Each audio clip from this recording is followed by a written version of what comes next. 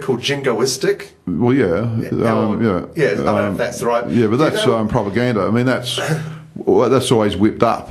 Yeah, I mean, if I was a young man, I don't know if I'd want to necessarily give up my life because some politician can't agree. Yeah, but now you may want to know more. If you look at the First World War, the wars, even now, there's still debate raging over why the First World War was fought. Yeah. And a lot of it has to do with what was happening in Russia, because of communism taking over the alliances. There was a lot of complexity. Yeah. And no one actually knew what they really wanted. Yep. Which is why they didn't bog down in diplomacy. They certainly failed. Yeah. So no one knew where the Americans fitted into it. Americans had possibly almost as many German heritage people as English. So for them, there was no reason they should come in on the side of the British. What they need to do, and they could do it then. This is when some of the early psychology was only in its infancy, and they were dabbling in behaviourism and how you can actually manipulate the mind. You can make people believe anything by just saying a lie over and over again. So they were able to whip up the farm hands, and when you think of back in England at the time, it was a very rural. You had some pockets of industrial areas. A lot of guys would be blacksmiths. You'd have some people working in the mills. And then you had your aristocrats living in a very nice areas and going to the posh schools. So they had to whip up the fear of the Hun, the evil Hun. Now the Germans made it easy by having a giant spike on their helmets, a horrible spike thing to make themselves look like beasts. Yeah. Now, which they did to strike fear into their people fighting them, but that would make it easy for you as someone who's basically very early form of marketing. This is before the official marketers came to be later on when they started selling cigarettes and everything. Yeah. But this is long before that. These guys were saying, right, let's show pictures of the evil Hun. And even the word Hun, harking back to barbarians and invaders. So we'd always have a very evil, dark-looking man with a giant helmet with a huge spike coming out of the middle of it, with a bayonet drawn. They'd show cowering women and children on the receiving end of these bayonets in fear.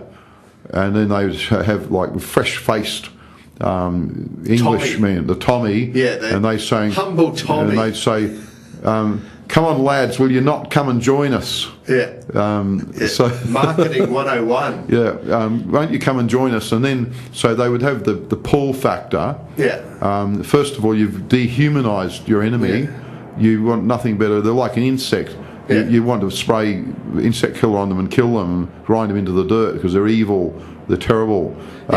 You've also you can suddenly have 20 new friends overnight, and in fact you could take all your existing friends with you. They often would recruit a whole set of brothers, would all go, and you could all be in the same trench together.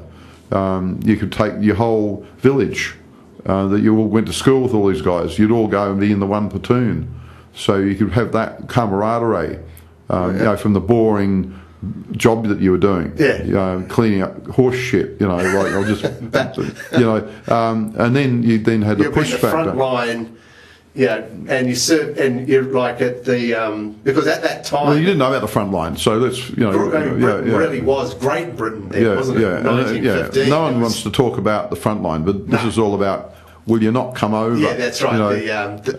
Now, when the the same thing happened in Australia, isn't it? You had the march. Oh yeah. And then what?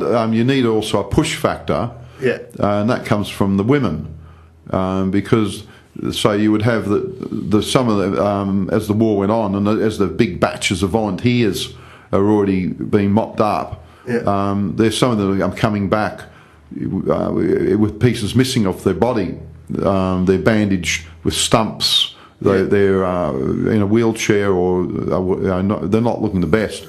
they've got an eye patch, they've got one eye, they've got an arm missing, and maybe both legs have gone.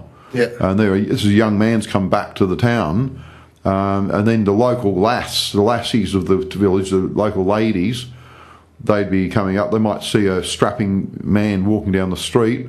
They'd say, "Hey, here's a white feather for you, the white feather of cowardice." Bloody hell! Oh, does this happen in Australia? I think it happened here as well. It certainly happened in England. Okay. Here's your white feather. Bloody hell! Young lads are dying over there to fight for the country, and you're over here behind the lines, shirking your job, shirking the, and so you get these guys. The guy might have, a bad foot, shorter than the other, or something like that.